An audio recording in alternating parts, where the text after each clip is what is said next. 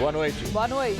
Mais um dia tenso na política brasileira. O ministro do STF, Teoriza Vasque, homologa a delação premiada do senador Delcídio do Amaral. No acordo, ele faz acusações à presidente Dilma, Lula, ao senador Aécio Neves e ao ministro da Educação, Aloysio Mercadante. Delcídio entregou uma gravação para mostrar que Mercadante ofereceu ajuda política e financeira para evitar que fizesse a delação. Mercadante disse que agiu pessoalmente em solidariedade à família de Delcídio, que jamais tentou impedir a delação e isentou Dilma. Em seguida, a presidente lança nota e se diz indignada com a tentativa de envolver seu nome com a iniciativa pessoal de Mercadante. Em meio à tensão política, o ex-presidente Lula está em Brasília. Ele continua cotado para ser ministro. E nos Estados Unidos, horas decisivas na corrida presidencial.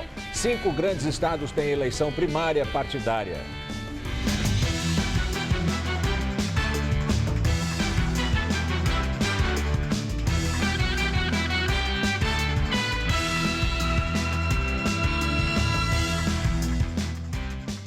O ministro Teoriza Vasque, do Supremo Tribunal Federal, homologou a delação premiada do senador Delcídio do Amaral, ex-líder do governo, que pediu hoje a sua desfiliação do PT. O conteúdo da delação do senador atinge diretamente o ministro da Educação, Aloysio Mercadante. Em conversa com o assessor de Delcídio, que gravou tudo, o ministro da Educação, Aloysio Mercadante, oferece ajuda política e financeira para evitar que o senador firmasse acordo de delação premiada. Mercadante convocou uma entrevista coletiva e disse que jamais tentou impedir a delação de Delcídio. Em nota, a presidente Dilma Rousseff afirma que ficou indignada com a tentativa de envolvimento do nome dela na iniciativa pessoal de Mercadante em relação a Delcídio. Na delação, o senador afirma que o ex-presidente Lula agiu diretamente para obstruir as investigações da Operação Lava Jato e que teria mandado o senador comprar o silêncio do ex-diretor da Petrobras, Nestor Cerveró. Delcídio também diz que Dilma, quando presidiu o Conselho da Petrobras, sabia do esquema de desvio de dinheiro na estatal e dos problemas envolvendo a compra da refinaria de Pasadena, nos Estados Unidos. Pelo acordo firmado, Delcídio terá de ressarcir os cofres públicos em R$1,5 milhão de reais. Ele foi preso em novembro, solto em fevereiro por ordem do STF e passou a cumprir prisão domiciliar.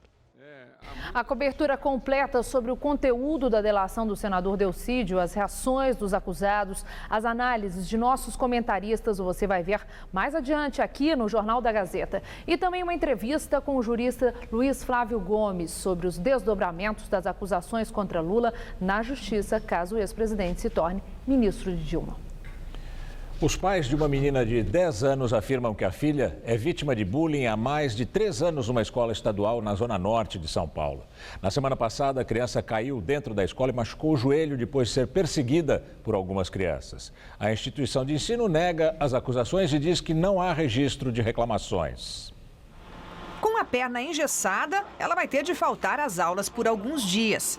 A fratura no joelho depois de um tombo, segundo a família, foi a consequência mais grave de uma situação que a menina de 10 anos estaria vivendo na escola. Há cerca de 3 anos ela já vem sofrendo com meninos que uma hora corta o cabelo, outra hora já chegou a morder a orelha. Perseguição na hora do intervalo, querendo bater. A escola onde ela estuda pertence à rede estadual e fica na freguesia do Ó. O pai diz que, na época, veio à escola e falou com a assistente da então diretora. Conta que a situação melhorou, mas que, recentemente, a filha voltou a se queixar da hostilidade dos colegas. Por cerca de uns 3 ou 4 meses, ela já vinha reclamando novamente dessas perseguições, né? A respeito da aparência, a respeito do cabelo. A criança relata que foi numa dessas perseguições que ela machucou o joelho. Me bateram, eu saí correndo, aí me empurraram, eu caí, quebrei a perna e agora eu tô aqui. Esse garoto da mesma sala, do 5º ano, diz que nunca viu a colega ser maltratada e que o tombo não foi bem assim. Ela tava brincando de pega-pega com os meninos, ela foi pra dentro do banheiro. Aí a menina deu um empurrão nela pra fora que ela caiu e bateu o joelho na quina. O diretor da escola, que não tem permissão para dar entrevista, aceitou conversar sem gravar. Explicou que os funcionários prestaram socorro e avisaram a família logo depois que a menina caiu. Pais de outros alunos com quem conversamos no portão de entrada defendem a escola. Nenhum deles tinha conhecimento de qualquer caso de bullying envolvendo os alunos. A porta-voz da Secretaria de Educação do Estado diz que apurou o caso. Segundo ela, a escola só ficou sabendo dos supostos problemas de relacionamento com os colegas no dia seguinte ao tombo, na semana passada, quando o pai procurou o diretor pela primeira vez. Não há registro de reclamação desta criança para a professora, não há registro de reclamação, procura da família para a direção da escola, coordenação. Os outros anos também não tem registro de que houve bullying, que essa criança reclamou, sofreu qualquer tipo de agressão. Já está sendo feita uma conversa com a classe, com os coleguinhas, para tentar apurar se houve, o que houve, por que isso não chegou até a direção da escola. Bomba mata motorista de um carro em Berlim. A polícia descartou que tenha sido um atentado terrorista. A explosão aconteceu com o carro em movimento, numa avenida importante do bairro de Charlottenburg, perto da Ópera de Berlim. Depois da explosão, o veículo bateu num outro carro estacionado e voltou para o meio da rua.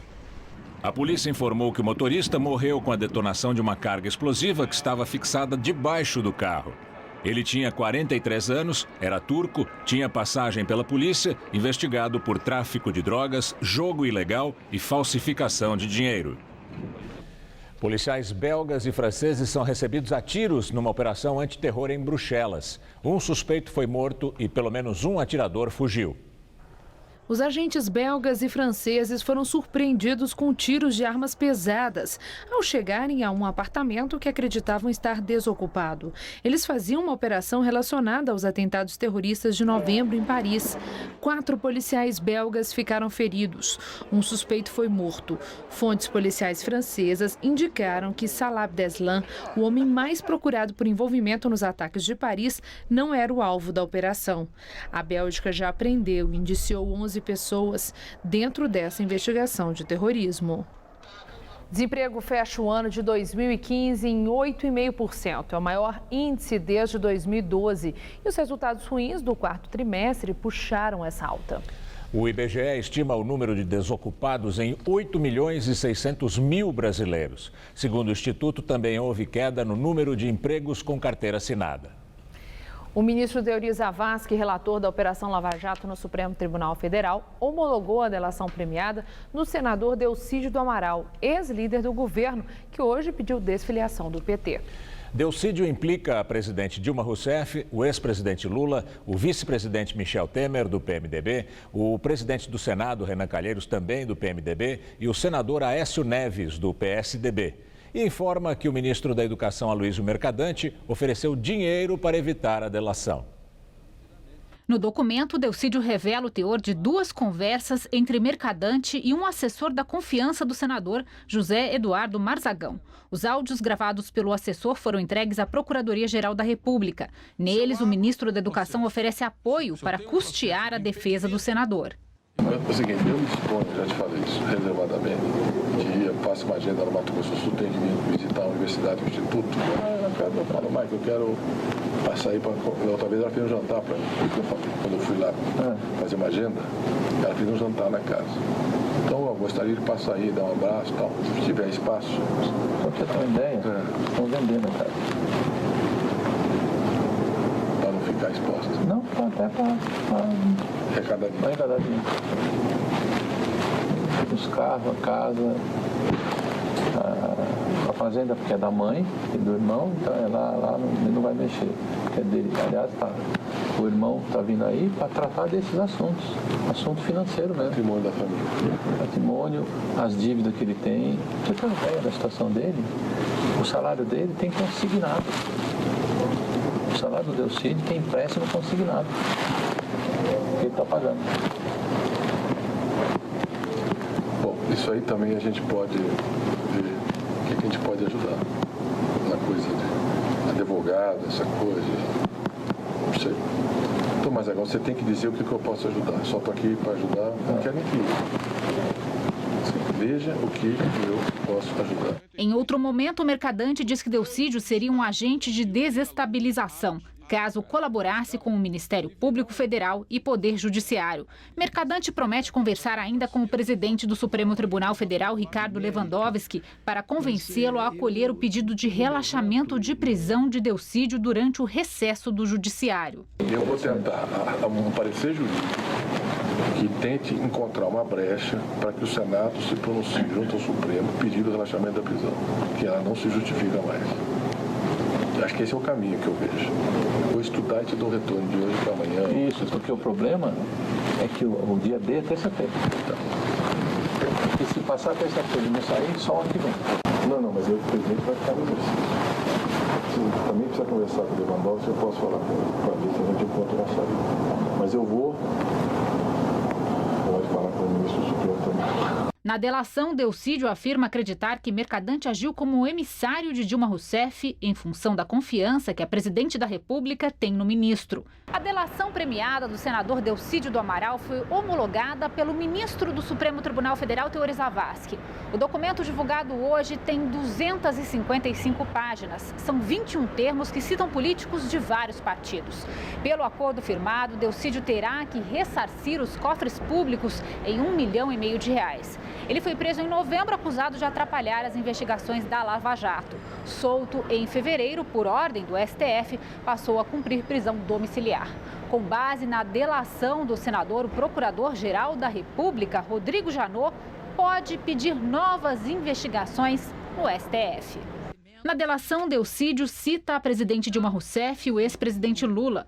Delcídio diz que Dilma sabia do esquema de desvio de dinheiro na Petrobras e dos problemas envolvendo a compra da refinaria de Pasadena, nos Estados Unidos, quando presidiu o conselho da Petrobras. Segundo o Tribunal de Contas da União, a refinaria teria causado prejuízo de cerca de $800 milhões. Como presidente da República, Dilma também teria tentado interferir nas prisões da Operação Lava Jato ao nomear Marcelo Navarro para o Superior Tribunal de Justiça. Em conversa com o senador, Navarro teria se comprometido a votar pela soltura de empreiteiros presos. Delcídio disse ainda que a presidente Dilma atuou para que Nestor Cerveró, ex-diretor da Petrobras, preso em Curitiba, fosse mantido na direção da estatal. A presidente, segundo o senador, indicou Cerveró para a diretoria financeira da BR Distribuidora.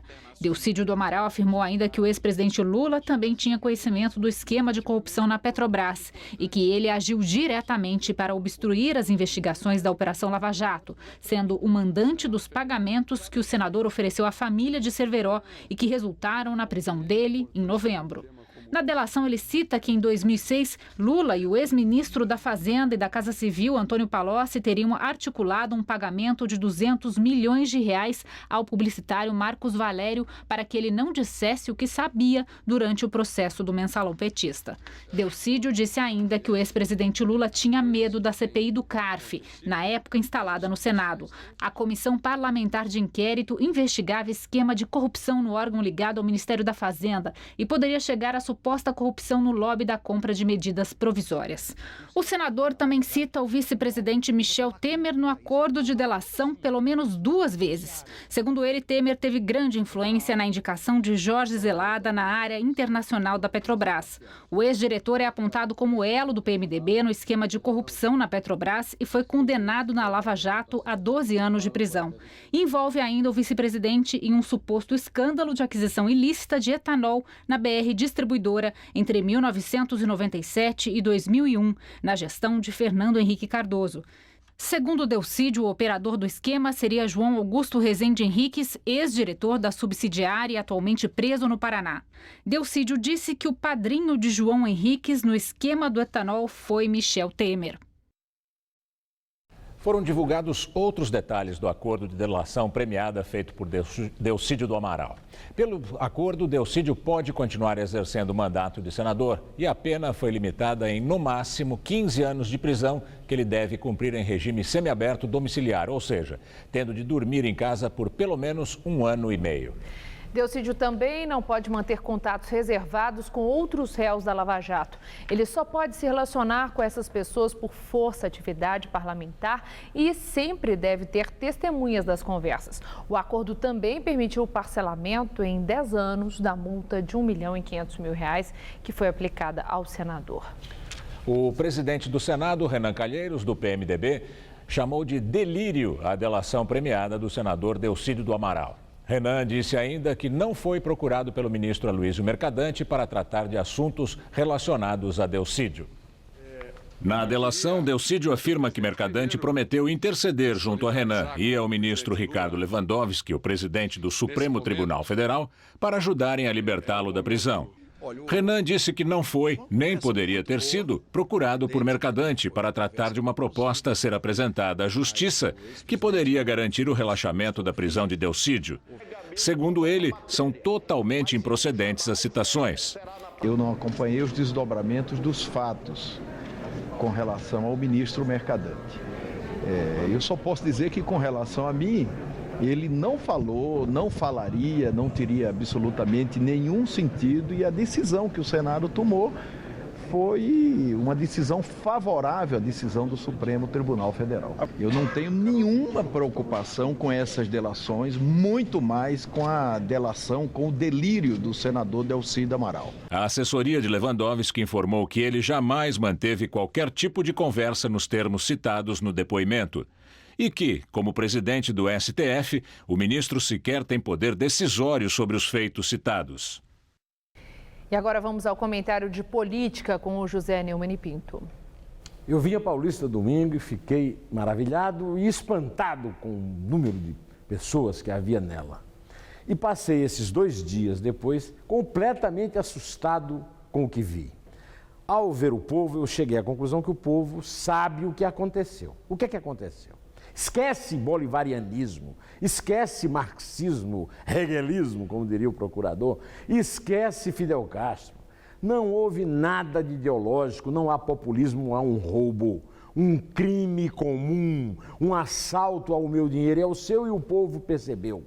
O povo foi à rua para lutar contra a corrupção e contra os verdadeiros artífices da situação atual. A Petrobras, a maior empresa do país, quebrada, 100 mil lojas fechadas, 2.600.000 trabalhadores brasileiros, 27% a mais, desempregados no ano passado. Agora, o meu susto nesses dias é que os autores do furto, os assaltantes, passaram os 2 dias tentando desqualificar o povo.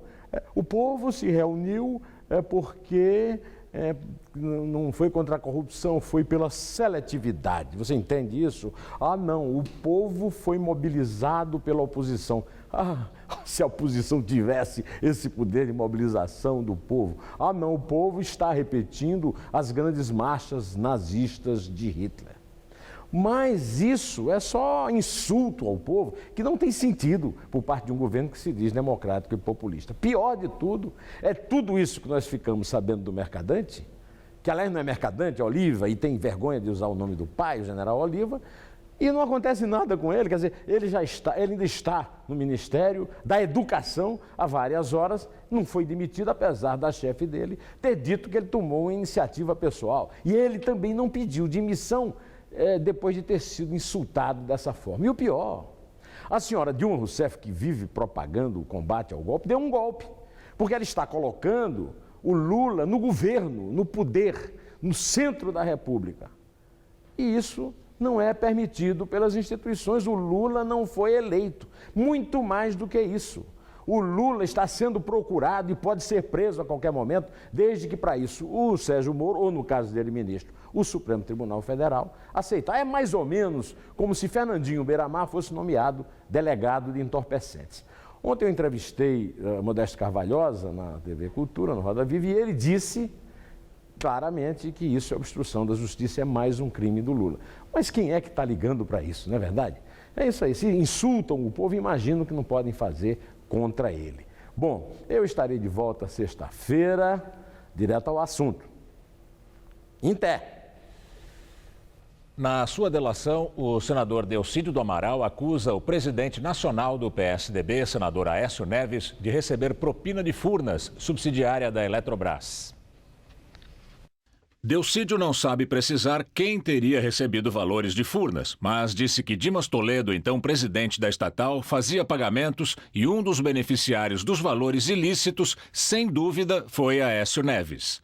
Delcídio declarou ainda que Dimas Toledo tinha vínculo muito forte com Aécio e que sua indicação para o cargo teria partido do Tucano, junto ao PP, durante o governo Fernando Henrique Cardoso.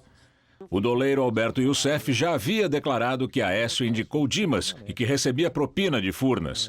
Mas, por falta de provas, o Procurador-Geral da República não pediu nenhuma investigação sobre o caso.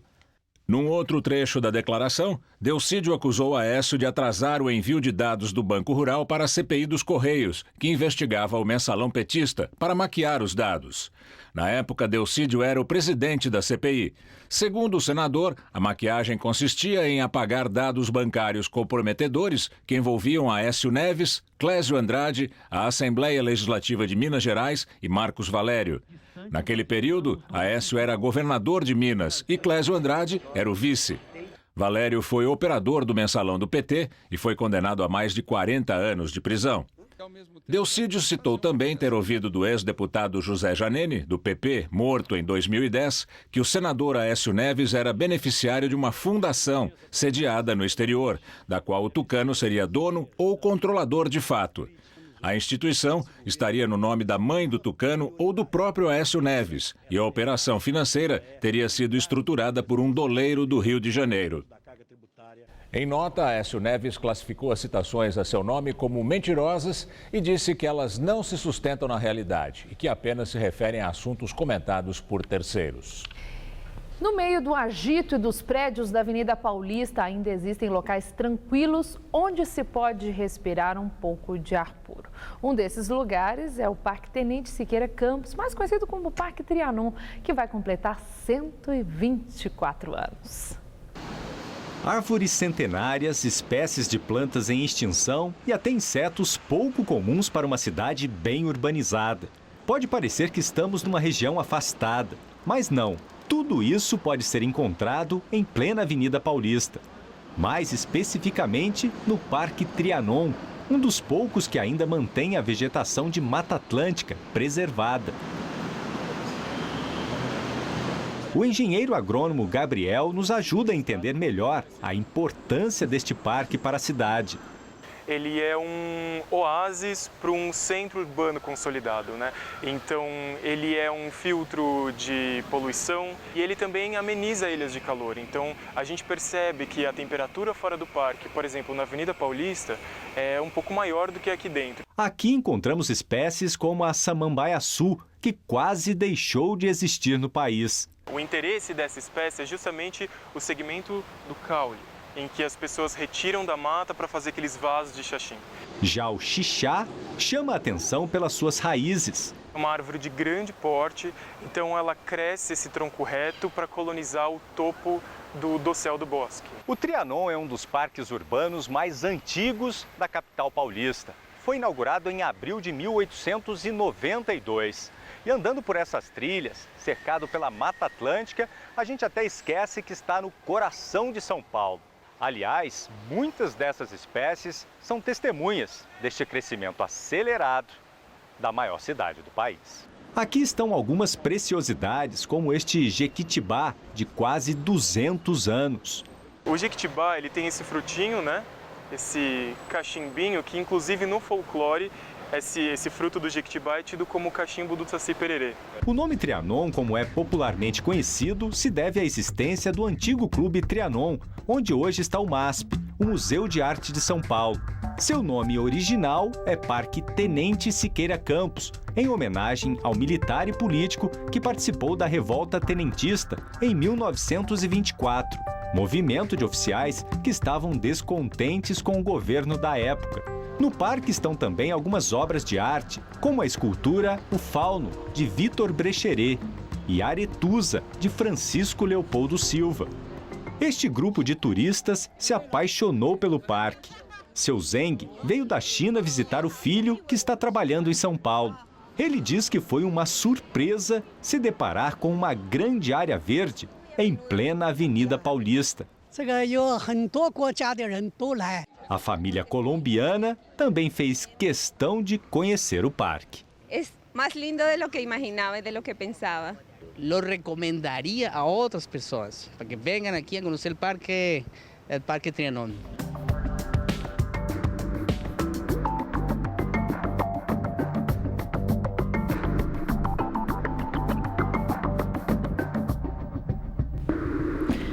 paulistano sentiu bastante calor hoje. Abafado o dia. Foi demais. A máxima chegou aos 29 graus à tarde e as pancadas de chuva aconteceram de forma moderada e bem pontual.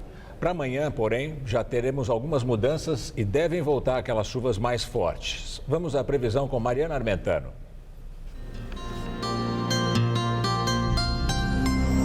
O dia será típico de verão em quase todo o país, com calor, sol e algumas pancadas de chuva. Essa condição se dá por causa do ar quente, carregado de umidade, que predomina por quase todo o Brasil. O tempo só deve ficar firme do norte de Minas Gerais até o sul do Ceará e também no centro-sul gaúcho. Mas o ar seco já começa a perder força no sul do país e volta a chover na maior parte da região, mas de forma localizada e só durante a noite. Só no leste de Santa Catarina e no litoral do Paraná que chove a qualquer hora do dia. Os maiores volumes de chuva são esperados para o centro-oeste do Mato Grosso, para o Amazonas e também para o Pará. Os termômetros chegam à marca dos 32 graus em Porto Alegre, dos 33 no Rio de Janeiro, 31 em Vitória e em Salvador e dos 34 graus em Palmas. As temperaturas seguem bastante elevadas também aqui no estado de São Paulo e as chuvas são esperadas em todas as regiões a partir da tarde. E já podemos ter pancadas mais fortes, até com ventania e raios. Os termômetros ultrapassam a marca dos 30 graus em várias cidades, chegando aos 33 em Presidente Bernardes e em Araçatuba e aos 34 graus em Votuporanga. Na faixa litorânea, antes da chuva, os termômetros chegam à marca dos 31 graus em Caraguatatuba e dos 29 graus em Santos. Vamos ver como ficam os próximos dias aqui na Grande São Paulo? Nessa quarta-feira, mínima de 19 e máxima durante o dia de 30 graus. Na quinta já faz até 31 graus à tarde, também com grandes chances de chuva. E para fechar a semana, calorão de 32 graus e tempo firme na sexta-feira. Voltamos a falar sobre a Operação Lava Jato no Senado. Na Câmara dos Deputados, os parlamentares comentaram a delação premiada do senador Delcídio do Amaral. O maior impacto foi causado pelo trecho em que Delcídio mostra que o ministro Aloysio Mercadante tentou comprar o silêncio dele. A oposição afirma que vai reforçar a luta pelo impeachment da presidente Dilma Rousseff.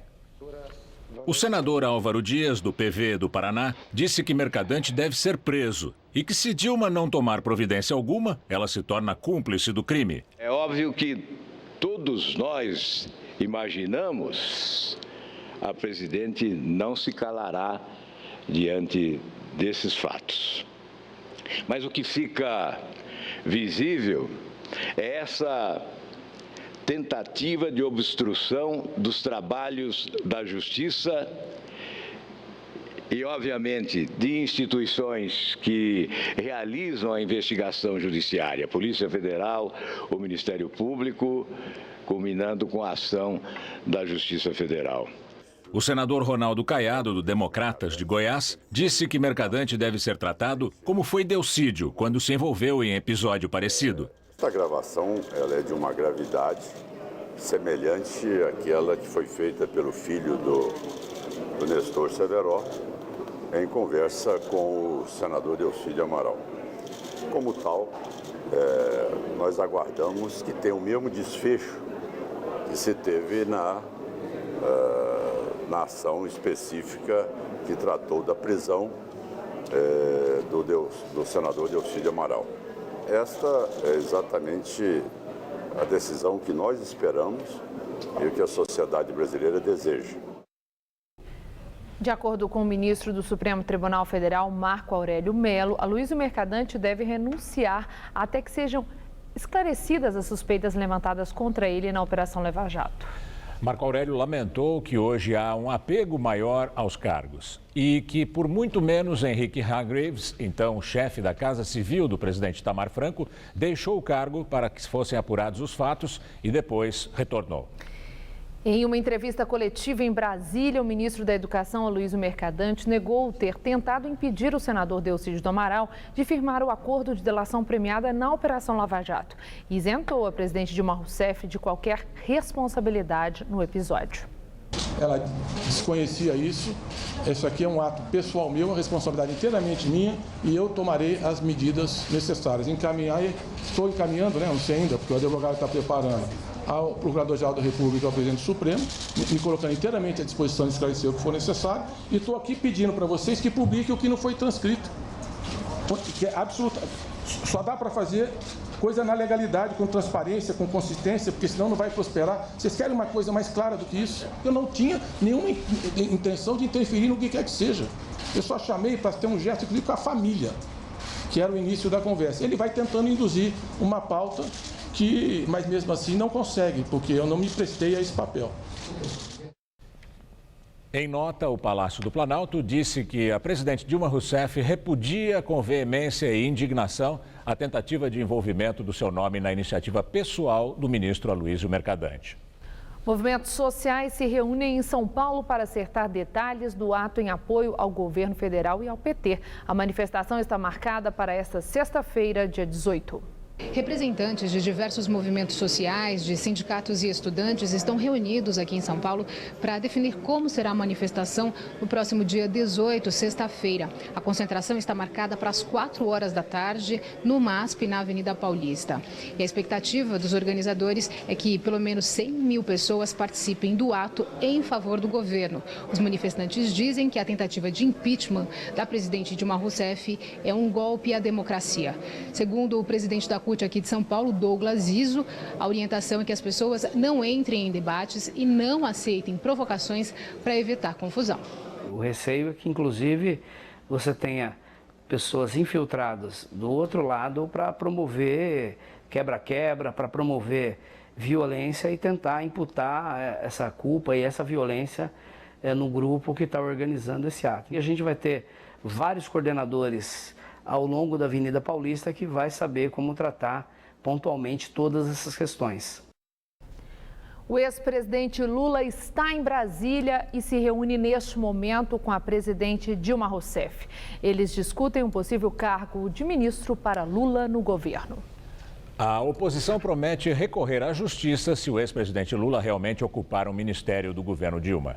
A nomeação não tem outro objetivo senão blindar o Lula para o STF. Isso é um absurdo, isso é um escárnio, isso é um tapa na cara da população brasileira. O vice-líder do PT na Câmara dos Deputados afirma que não existe impedimento legal para que Lula vire ministro. Se o presidente Lula vier para o governo, isto vai impedir possíveis investigações sobre ele? Não. As investigações continuam, só que em outro fórum, no Fórum do Supremo Tribunal Federal. Qual é o problema?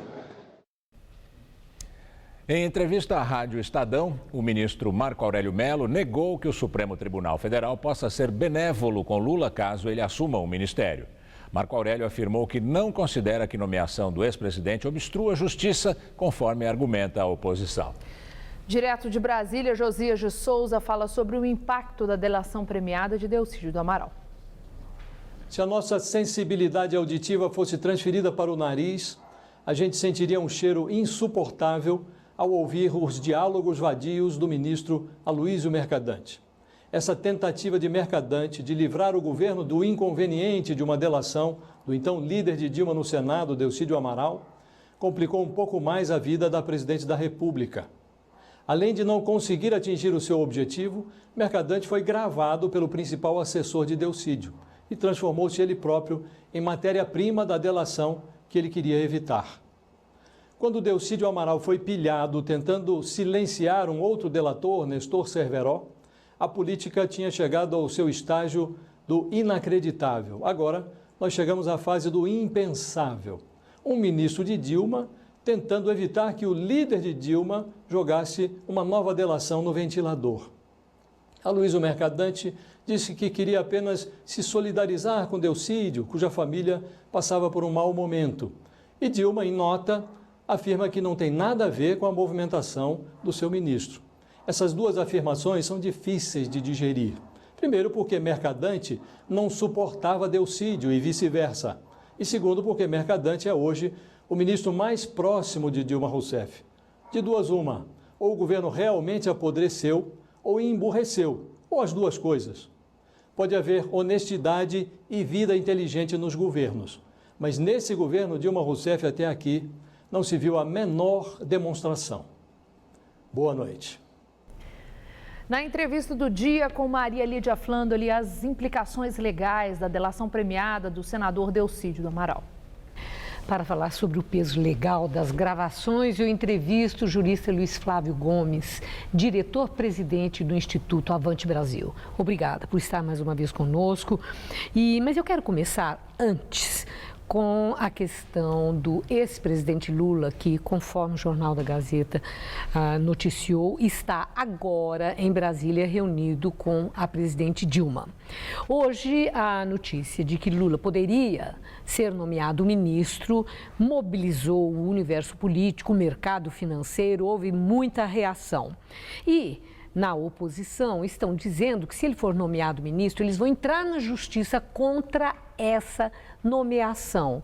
Existe fundamento jurídico para uma ação como essa, para impugnar, digamos, a nomeação de Lula ministro da presidente Dilma Rousseff?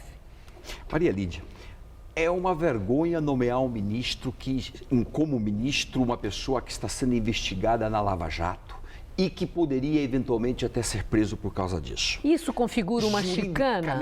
Configura claramente, isso daí é enganar a justiça, é burlar a justiça, burlar a lei, não deixar a lei fazer o império da lei. Agora, vamos lá, se o Lula ficar lá sem fazer nada nesses próximos dias, a nomeação foi só para isso mesmo, só para evitar que ele se sujeitasse à jurisdição de Curitiba. Agora, se o Lula começar a apresentar um plano econômico, como dizem que ele vai apresentar uma solução política do semiparlamentarismo, semipresidencialismo, aí o Supremo não anula o ato, porque vai perceber que ele está trabalhando, não anula o ato, como disse o ministro Marco Aurélio. De qualquer maneira, a que ponto chegamos? Uma vergonha nomear um réu ele não é réu ainda. A justiça não aceitou, ele tem denúncias. Várias denúncias e tudo. Réu, tecnicamente não, mas a juíza de São Paulo está mandando para o Moro. Já mandou, né? E o Moro está com várias investigações já bem adiantadas. Agora, tomando posse como ministro, a competência é do Supremo. Então o Moro tem que pegar tudo, mandar para o Supremo. Muito bem. Essa questão do foro privilegiado, que a condição de ministro vai facultar ao presidente Lula, para que todos nós entendamos, porque há muita especulação sobre isso. E as demais pessoas que estão na denúncia, família dele, a esposa, dona Marisa Letícia, os filhos, a família de Lula também ganha foro privilegiado sendo nomeado ministro? Não. Ninguém da família, o foro especial no Supremo é exclusivo da pessoa que está nomeada, no caso o ministro. Toda a família continua respondendo lá em Curitiba perante o Moro, se o Moro aceitar o processo de São Paulo, e vai aceitar porque a juíza de São Paulo fundamentou muito bem, juridicamente correto o que a juíza fez. Vai para o Moro e eles respondem todos lá. Aliás, diga-se de passagem, hoje o Supremo acabou de decidir também que a mulher do Cunha vai para o Moro. Saiu do Supremo também, a filha do Cunha também. Ou seja, o Supremo está fechando o cerco, a Justiça Lava Jato está fechando o cerco e o crime organizado finalmente está encontrando uma barreira. Bom, uma outra questão. Por que tanto interesse em obter foro privilegiado? As pessoas que elas têm medo de enfrentar a justiça nas primeiras instâncias e acham que é mais moleza enfrentar num tribunal superior, por que essa gana, essa vontade, esse interesse em ter foro privilegiado? Isso pelo seguinte, Margarida, os juízes de primeira instância são todos concursados e são totalmente independentes, enquanto que os ministros do Supremo Tribunal são nomeados pela Presidência da República. Há uma suposição de que o presidente da República que nomeou pudesse interferir no conteúdo do voto, o que não tem sido verdadeiro no Brasil desde o mensalão para cá, que o Supremo mostrou total independência e tem julgado os casos criminais com absoluta imparcialidade. Logo, nós estamos vendo um Supremo que está fazendo a sua justiça. Agora, claro que o presidente só nomeia quem tem uma afinidade ideológica com ele. Eu dou um exemplo. O Lula jamais nomearia... Nomeia um magistrado, é isso que o senhor está dizendo? Como magistrado. O Lula jamais nomearia como ministro supremo, se fosse um jurista, o nosso médico de Goiânia, que é um senador, oposição absoluta a ele. Isso ele não faria nunca. Bom, até porque sendo médico não faria sentido. Não, isto, se fosse jurista, não poderia. Né? Não, eu compreendi o que o senhor está dizendo. Tem que haver, para o presidente da República indicar, tem que haver um mínimo de afinidade. Respeito. Isso. Certo, um mínimo. Claro. Ok, entendi. Agora, a defesa do ex-presidente Lula já afirmou que delação premiada não prova nada. E todos negam peremptoriamente o conteúdo de gravações e das declarações nas denúncias de Delcídio Amaral. A minha indagação: qual o valor comprobatório dessas gravações de hoje, do outro dia, quando o Delcídio foi preso, que possam incriminar tanto o ministro Mercadante, como o ex-presidente Lula, como a presidente Dilma, citada, como também Aécio Neves, citado. Que efeito comprobatório tem uma delação premiada? De fato, a delação premiada não é prova, ela é fonte de prova. Porém, no caso hoje do Delcídio e do Mercadante, mais do que delatar, ele apresentou um áudio com a voz do Mercadante, falando efetivamente, inclusive que iria conversar com Lewandowski sobre o caso dele, Delcídio. Isso é de uma gravidade numa república, Maria Helena, é de uma gravidade, porque é um poder interferindo ou tentando ou querendo interferir nas decisões de outro poder. Isso é de uma gravidade. Tinha que renunciar na hora o Mercadante. Ou a Dilma manda embora, demite um ministro que diz que vai conversar com o presidente de outro poder. Agora, quando Delcídio foi preso, no Supremo entenderam que houve um flagrante de obstrução do trabalho da Justiça, porque ele estava ali tentando cooptar para que o Cerveró não falasse, não contasse nada na delação premiada dele. Dessa vez, Mercadante também se mostra solidário, como ele falou. Entretanto, dá uma impressão que nessa solidariedade também está induzindo Delcídio a calar a boca, a maneirar, porque ele teria uma responsabilidade muito pesada, etc. A minha indagação: isso configura que o flagrante que levou Delcídio à prisão, está havendo um flagrante agora que pode fazer com que Mercadante também venha a ser preso pela circunstância ser tão parecida e configurar para o Supremo que são circunstâncias iguais? Nos dois casos existe obstrução de justiça, só que com uma diferença muito grande. Enquanto que lá no caso do Delcídio, o flagrante estava presente porque o Cerveró ainda não tinha assinado a delação, no caso do Delcídio, agora ele já assinou, já publicou. Portanto, o ato do Mercadante não surte mais nenhum efeito. Em flagrante, Mercadante não está, mas que ele vai responder por um inquérito, por obstrução de justiça, com pena de 3 a 8 anos de reclusão, ele vai. Bom, a questão desse conteúdo, dessas gravações, questão do conteúdo das gravações, mostrando, tanto na primeira do Delcídio como na do Mercadante, a facilidade com que no Executivo se fala: eu vou lá no Supremo, eu converso com os magistrados. A presidente Dilma me pediu para ir conversar com o ministro que ela nomeou para poder relaxar a prisão, e ele era relator, soltar os presidentes das empreiteiras que estão lá, e ele votou a favor. Isso que é pior. Mas o que aparece é uma espécie de intimidade dos poderes. Chefe de um poder e o seu preposto, um ministro de Estado, que é cargo de confiança, como é que fala? Eu vou lá, eu converso com os magistrados, eu arrumo tudo. A ideia que passa é isso.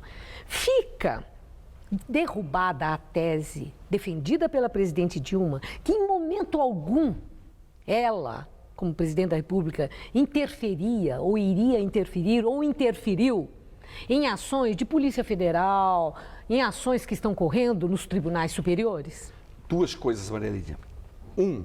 As gravações são admitidas pela jurisprudência do Supremo como prova válida, desde um voto clássico de Jobim no Supremo.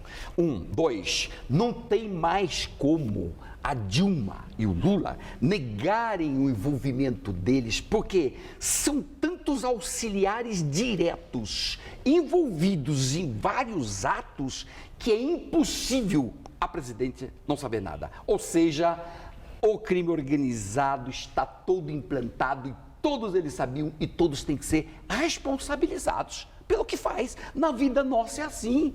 Você quebrou o carro de alguém, vai pagar. Agora, um presidente fez alguma coisa errada, tem que pagar. O povo está aí na rua, inclusive, querendo uma satisfação e que cada qual assuma sua responsabilidade. Mas tem que haver prova. Tem que haver provas. Incontestável. Como essa do Delcídio hoje. Eu trouxe um áudio. O áudio, ele falando, o Mercadante falando. Isso é prova. Ok. Isso é prova. Muito obrigada. Uma boa noite. Obrigada por seus esclarecimentos. Uma boa noite.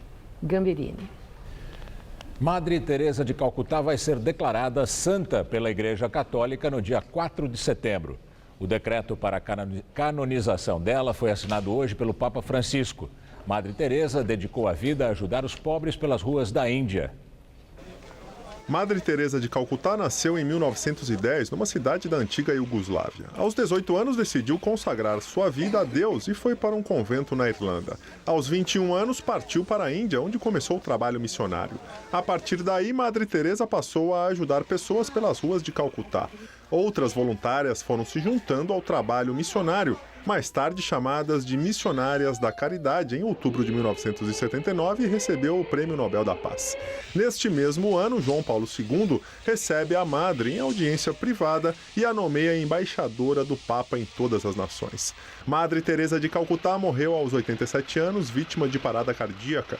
Seu corpo foi trasladado ao estádio Netage, onde o cardeal Ângelo Sodano, secretário de Estado do Vaticano, celebrou a missa de corpo presente. Em outubro de 2003, Madre Teresa de Calcutá é beatificada pelo Papa João Paulo II. E agora vamos ao comentário de política internacional com o João Batista Natali. Então quer dizer que Madre Teresa de Calcutá vai virar santa. A Igreja Católica comemora o Jubileu Extraordinário da Misericórdia. Madre Teresa, que foi beatificada há 13 anos, é uma personagem com esse perfil. A canonização é uma operação complicada dentro da Igreja.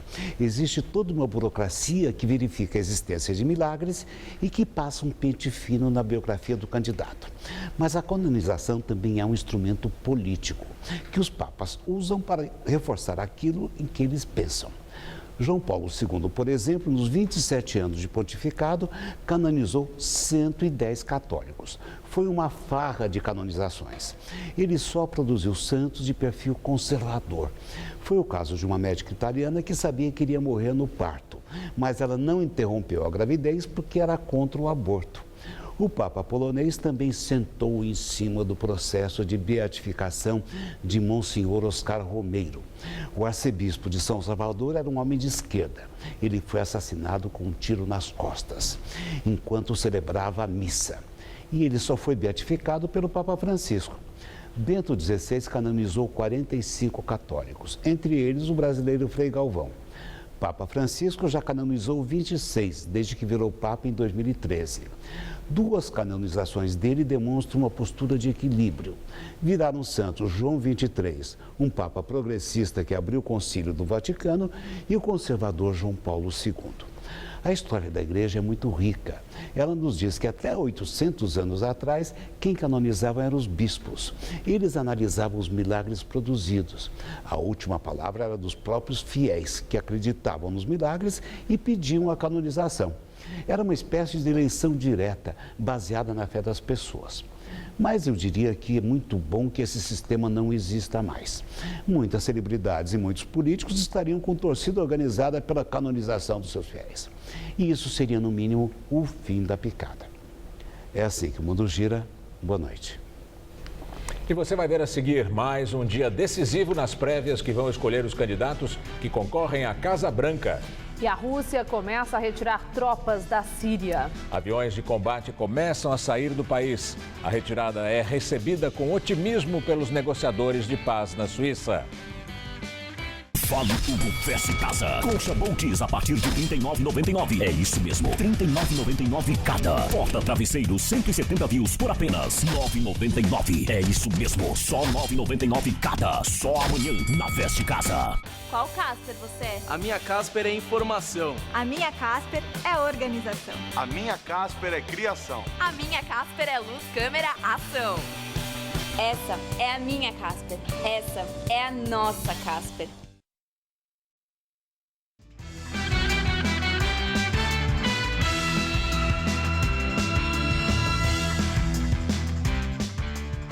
Vamos agora às notícias do esporte com Celso Cardoso e Estela Gontijo. O Corinthians se prepara para retomar a liderança do grupo na Libertadores da América amanhã contra o Cerro Porteño. Celso Cardoso. Estela, o jogo é na Arena Corintiana, em Itaquera, onde o Corinthians tentará devolver a derrota sofrida no Paraguai semana passada, quando teve 2 jogadores expulsos. Hoje foi realizado o último treino visando a partida contra o Cerro. Primeiro, nós temos que nos preparar para as situações que elas possam acontecer no jogo. Eu digo assim que maturidade, e agora a gente não pode passar a etapa, a gente não pula etapa, mas a gente pode aprender mais rápido. Tem que competir de forma leal. Não tem que competir nem menos, nem mais. Competir de forma leal, que é característica da equipe, ter essa maturidade, né? E saber trabalhar com essa pressão, já está sendo pressão agora. Acabou o jogo contra o Botafogo, já ouvimos perguntas ou manifestações, agora nós já estamos pensando no outro jogo. É normal e natural que aconteça. Agora, a diferença que há é que há pouco tempo de recuperação. Essa é a diferença, com caráter decisivo. É a diferença mesmo, Celso? Sem dúvida. O Tite ele tem esse ar professoral, mas é bacana. Ele está num estádio profissional tão, tão bonito, é respeitado, apresenta confiança, maturidade e sabe o que fala. Não por acaso o Corinthians, apesar de todos os problemas decorrentes dessa reformulação do elenco, está aí fazendo boa campanha, e se vencer amanhã o Cerro Porteño, volta à liderança do grupo na Libertadores e tem tudo para fazê-lo. Primeiro porque jogou bem no Paraguai, só perdeu o jogo por circunstâncias, teve 2 jogadores expulsos, e contra o Botafogo também jogou muito bem. Portanto, se mantiver esse bom rendimento, o Corinthians tem tudo para vencer a partida de amanhã também. Com certeza. Hoje já tem rodada pela Libertadores e o Grêmio tem uma partida difícil na Argentina. Olha, dificílima, eu diria. O jogo é contra o São Lourenço, em Buenos Aires, no estádio Noivo Gasômetro, às 9h45 da noite. Como empatou com o time argentino semana passada em Porto Alegre, a vitória é fundamental hoje para o time gaúcho. Pelo grupo da morte, o Lanterna São Lourenço tem apenas 2 pontos e precisa da vitória sobre o Grêmio esta noite para seguir vivo no torneio. Por outro lado, os brasileiros já somam 4 e estão apenas 3 do líder da chave, o Toluca do México. Uma vitória do tricolor gaúcho deixa a classificação encaminhada e praticamente anula a chance dos argentinos de classificação. Por isso, o discurso gremista é de jogar pelos 3 pontos. O Grêmio vem para cá para poder vencer, né? Mas a gente sabe que a nossa chave é uma chave muito equilibrada. Os jogos têm falado isso, os outros jogos. Vamos ver o que vai acontecer, né?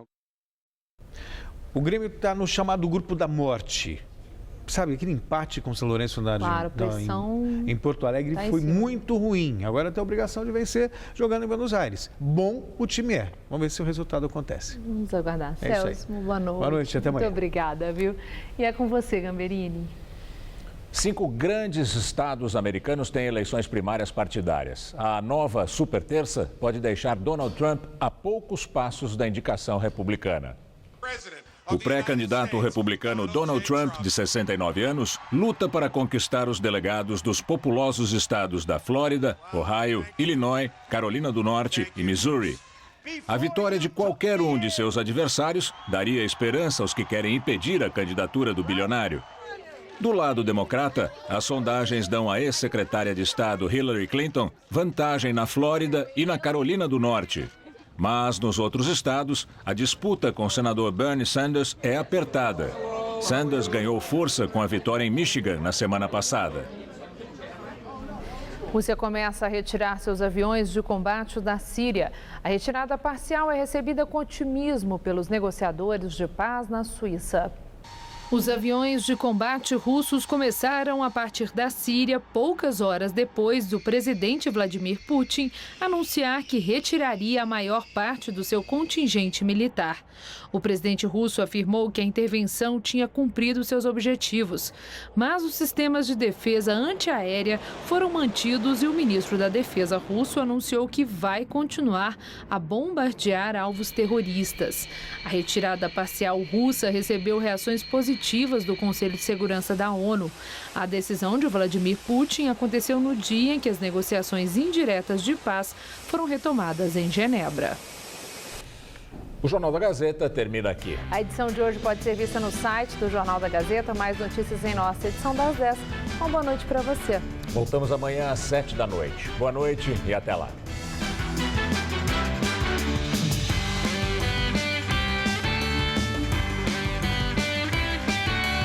Carpinejar entrevista a cantora Chiara Tivelo em A Máquina. Logo mais, 10h30 da noite.